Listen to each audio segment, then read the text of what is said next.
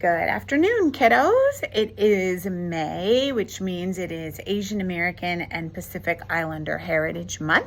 So I wanted to read you another story today that was brought to me by Miss Wynn. This one is called Cora Cooks Pancit. I had to look up the pronunciation of that word because I didn't want to pronounce it incorrectly. Cora Cooks Pancit.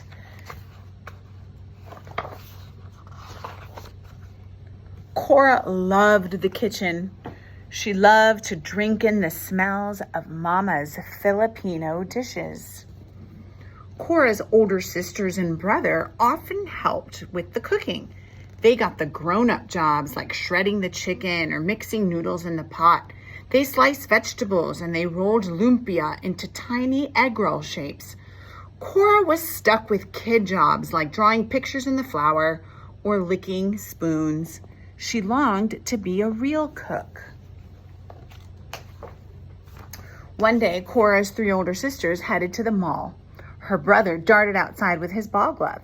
Now was her chance. Cora popped her head around the corner. "What are we making today, Mama?" Mama wiped her hands on the front of her red apron. She put her hands on her hips. "What would you like to make today?" asked Mama in her buttery voice. Cora was surprised Mama was letting her decide. She scrunched up her pug nose and began to think. All her favorite Filipino foods danced in her head. Lines of lumpia pranced in rows. Adobo chicken legs bebopped in time. She saw a large bowl of pancit. The thick noodles and vegetables curled and swirled in a dance party. Mmm. "Will you teach me to make pancit?" she asked. "Of course," said Mama. "Would you like to wear my red apron?" Cora was a real cook now. The apron was a little too big, but it would do.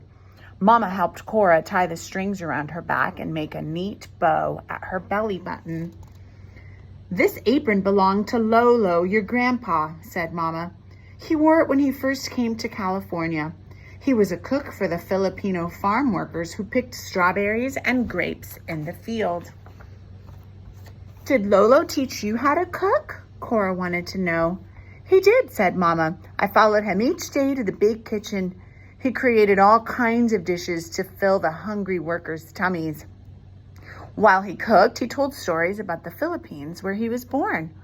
Cora nodded as she listened. "Lolo told us about the countryside where he grew up. His family harvested pineapples, bananas, and papayas. He used to eat smashed fried bananas and sweet rice wrapped in banana leaves." Cora stuffed her hands in her deep apron pockets. She imagined Mama and Lolo cooking together. She saw Lolo as a boy unwrapping the banana leaves and scooping the sweet rice from inside. Cora knew the rules in Mama's kitchen.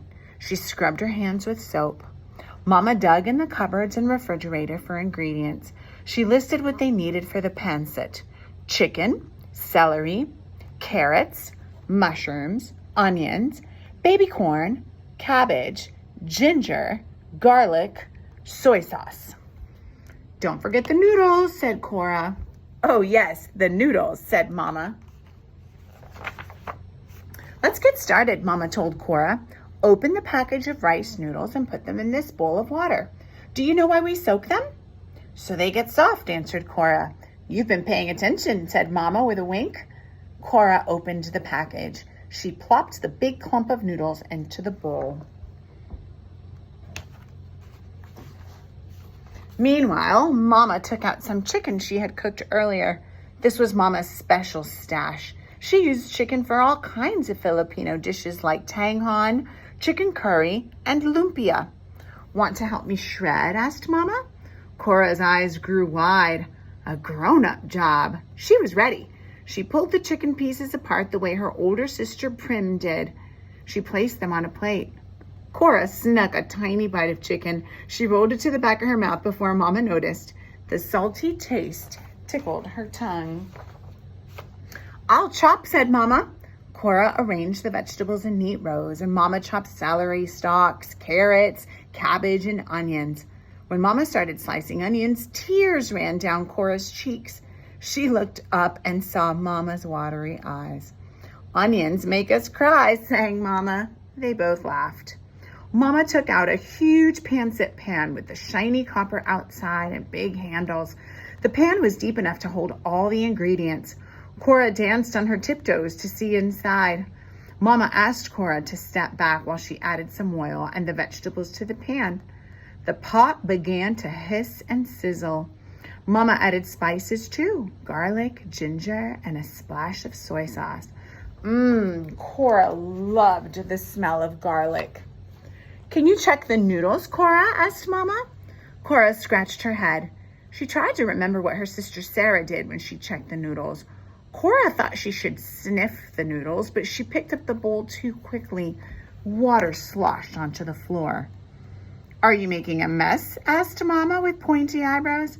Silly Cora, you just need to touch the noodles with 2 fingers to see if they are soft. Mama laughed and handed Cora a towel to mop up the mess. Mama went to work, straining the noodles. Sorry about my radio. Now for the fun part, said Mama. Let's add the noodles to the pancit pan. Can I stir? Asked Cora. She knew this was another grown-up job. Yes, but be careful near the burner, called Mama, who pulled out a stool for Cora to stand on.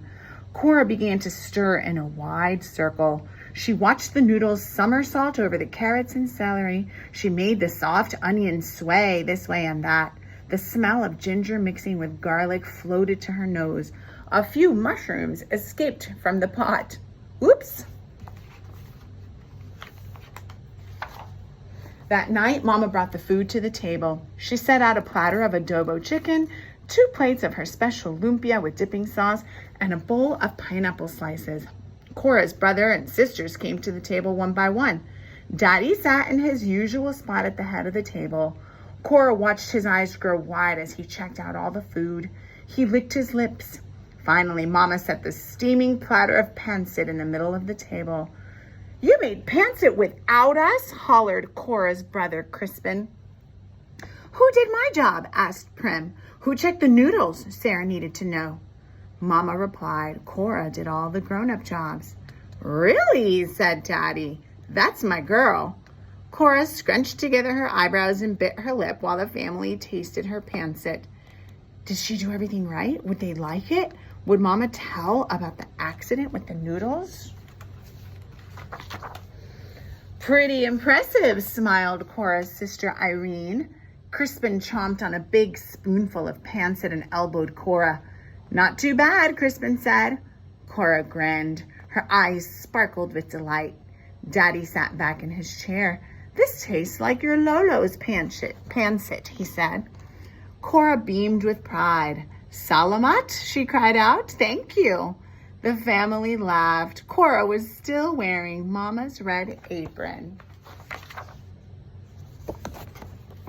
That sounded so delicious. I want to eat some pancit right now. Thank you so much for listening to this story about a Filipino family and the dish that they cooked together.